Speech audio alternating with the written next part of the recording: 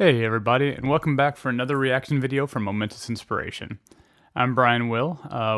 Lon's not doing this one. I know it's going to make everybody sad, but I hope that I can still fill in pretty well. But I'm going to talk about the Season 4 Alchemists for a little bit. Alchemists were my first guild when I joined up, right at the end of Season 2, beginning of Season 3. Played mostly Midas, tried some Smoke, but didn't really enjoy her. So I really mostly stuck to Midas until the Farmers release, and at that point I switched over to Farmers because I felt like they were really interesting and really fun to play. But especially with the reveal of Smoke in Season 4, it pulled me right back on the wagon. I just instantly was hooked by the way that she looked like she was going to play. Once they showed all the squaddies, I've just been even further on that train. So now that I'm back with Alchemists, I'm going to be the one to review them for this particular episode. I'm going to start with the captains, then I'm going to move into the mascots and the squaddies. And because of the way they've been totally reworked, I'm probably not going to grade them. I might compare them and say that they're upgraded or downgraded a little bit, but I'm not going to use like Lon's system where he does a -5 to 5 rating. I'm just going to simply try to talk about how I feel about them based on what it looks like for Season 4. So, starting off with the captains, we're going to go into the face of Alchemist, the man with the golden hand, Midas. Midas still feels like the same kind of captain as in Season 3 to me. He's mobile, he's fairly agile, he's going to be primarily focused on goal scoring, but he can also help out a little bit in the 2-2 game if you need the help. He plays, in my opinion, functionally the same. His playbook is on surface, probably a little bit worse in some ways, but that's not taking into consideration his fulmination character trait, which gives him those extra dodges. So really on 2, you have a momentous push dodge or a momentous double dodge. That's actually really strong, especially if you're willing to wait and let him get a little bit of setup, or if you burn the legendary to set it up. I think he's going to be a little more complicated because he's not quite as much of a solo captain anymore. He definitely works with the rest of the team. He's still all about himself, and he's still going to love that 6 influence stack. But I think there's going to be a bit of difference to the way that you've seen him played in previous seasons. His kick stat is better, which I think is awesome. I actually like the lure of gold change. I like it being 4 inches and only costing 1 influence because now it's not a third of his stack to bring somebody forward. And I think it's still a very useful ability. But actually, the change I'm the most sad about is probably the fact that he has acrobatics rather than his 2-inch dodge on a legendary. Or, excuse me, on a heroic. I really liked that because he always built momentum very easily, but I guess you can't keep everything, and I think they probably felt like it was a little too strong at times. Either way, I think he's still going to be strong, particularly for a 3-0 game that can flex into a 2-2. I think you'll still see him with some of the same players, Catalyst, Vitriol. I think you might see some Venom in there occasionally if you're going to be trying to get that 2-2. I think he'll still be strong in a bunch of matchups. I think that he and Smoke complement each other really well. So, I'm going to jump over to Smoke. Smoke, jump. Yeah. But I'm not going to try to linger on her quite as long because there was a whole blog post about her. Everybody's pretty familiar with her from that post, but man, she feels interesting.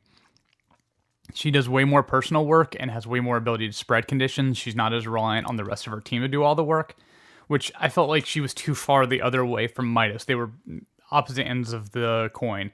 Midas didn't need his teammates to do as much work necessarily because he could do so much himself.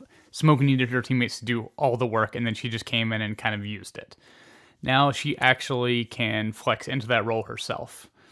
So I think she feels more personally engaging. She's still really mobile, but now she puts out damage a little bit easier, and she still has a pretty strong goal threat that's really non-linear because of her smoke jumping ability.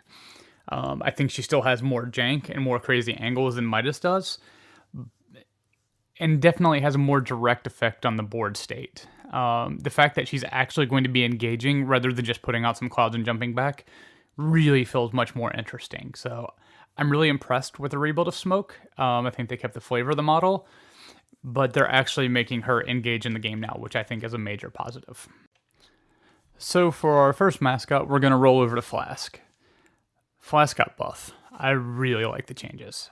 I'll miss Intensify. I was a little sad initially when I saw that he had Smoke Bomb instead, and I kind of went, oh crap, what are they doing with him?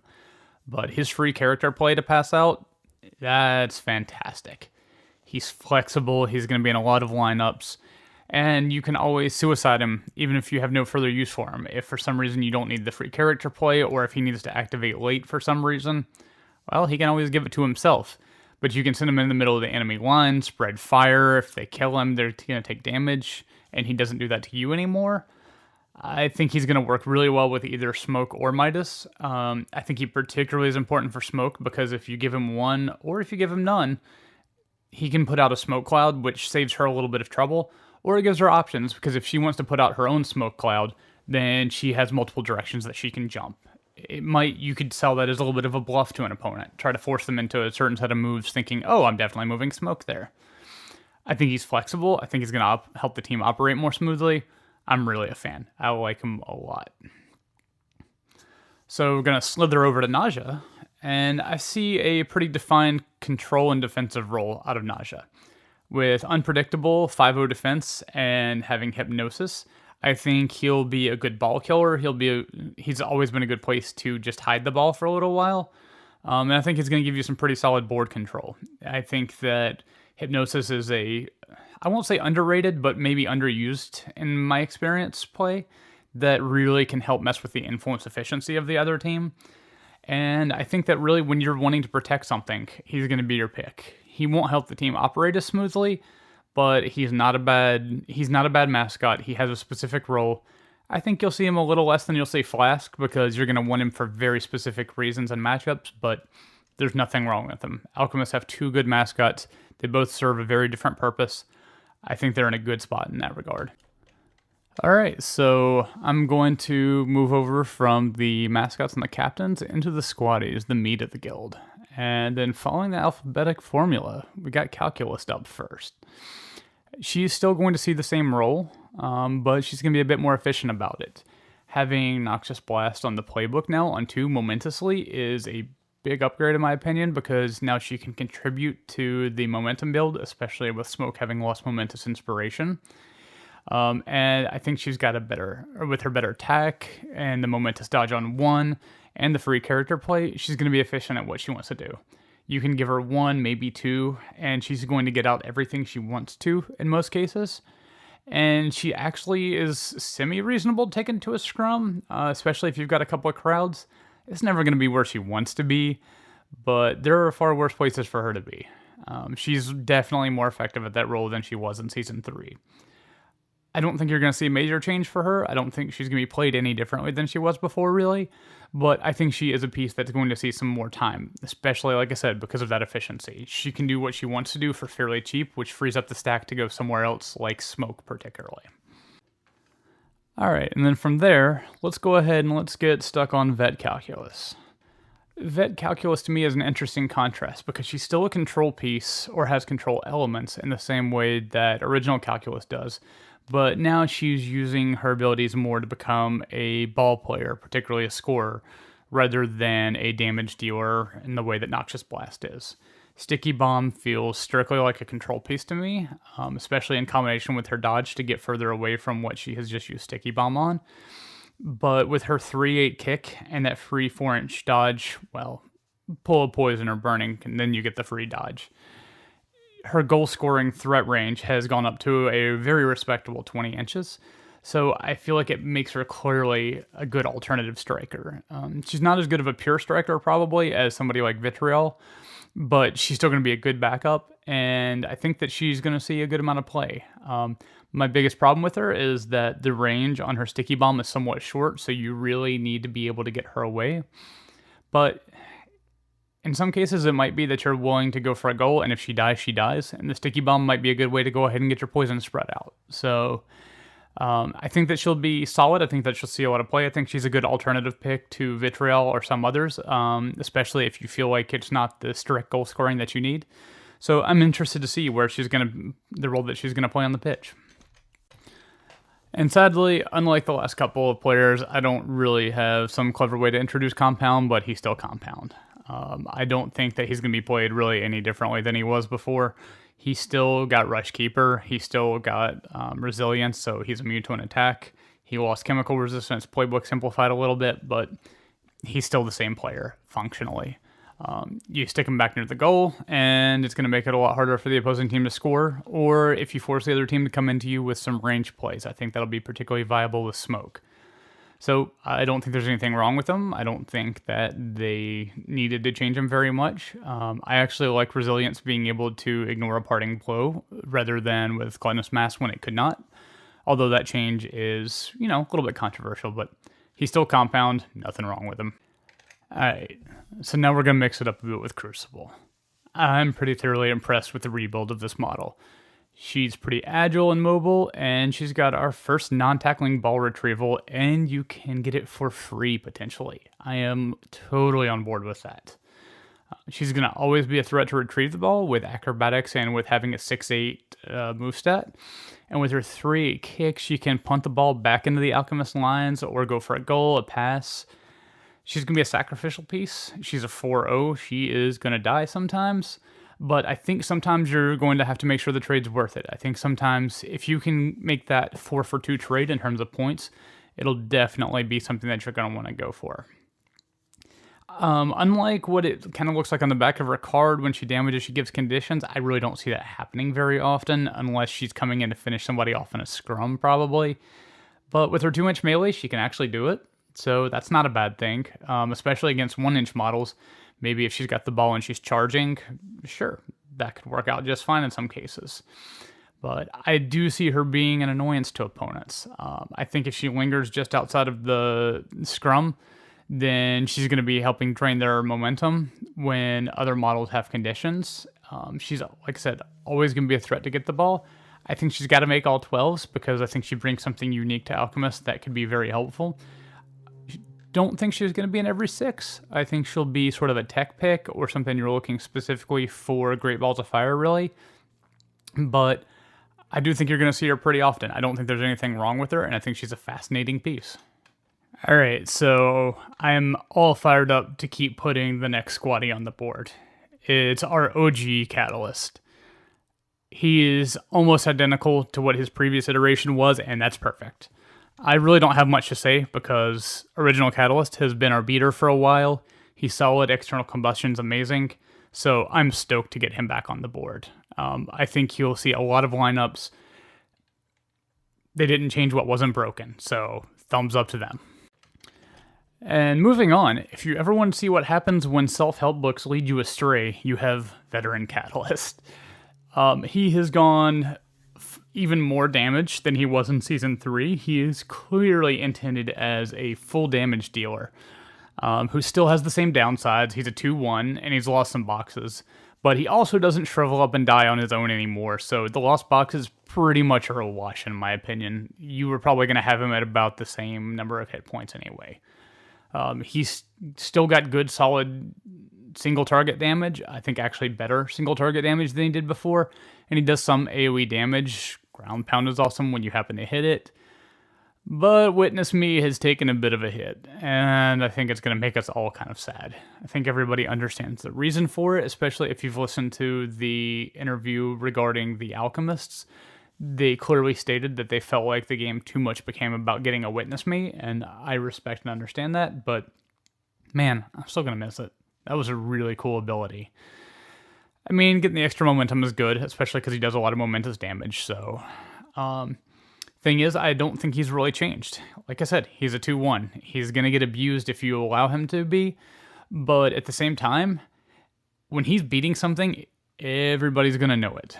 I don't think that he's a bad model. I don't really see how he's going to fit in necessarily. I think that in a lot of cases, I would rather take regular Catalyst, but he does have an AoE knockdown, and that's really kind of a big deal because knockdown is something that this guild struggles for, so...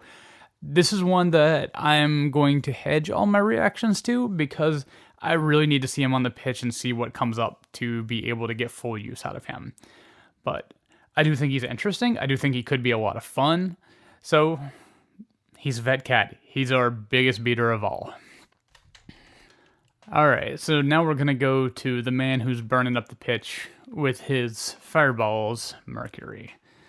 So Mercury has seen relatively few changes, kind of similar to original Calculus, in that they seem to feel that he had a role that he did pretty well, and they just wanted to make him better at that role. So his revamped playbook is really quite stellar. Going up to TAC 5 and then having his Momentous Fire Blast or Momentous Fireball on 2 is a really solid change. It makes him much better in a scrum, gives him the ability to do some indirect damage by hitting one model and then sending a fireball flying over at another opponent. I'm really happy about him. He's actually even got some nice defensive tech with his fire aura going up to 2 inches, so now it will occasionally prevent players from actually getting into melee with them if they hit the 2 inches too soon and they have 1 inch melee. And it also catches those 2 inch melee players, so now they have to clear their conditions. I don't really think a ton more needs to be said. He's a damage piece. He's going to have some control in the form of fire slowing players down, but now he actually helps you build momentum, and I think that he'll be great for helping you do damage on the models with high defense without ever having to actually touch them. I think he's got a good role. I think he'll be in every 12. I think he'll be a situational 6, but I think he'll fit that situation really nicely. So next, I'm going to ask you to welcome to the stage our special guest on Guild Ball Idol, Venom singing his song Acid Rain.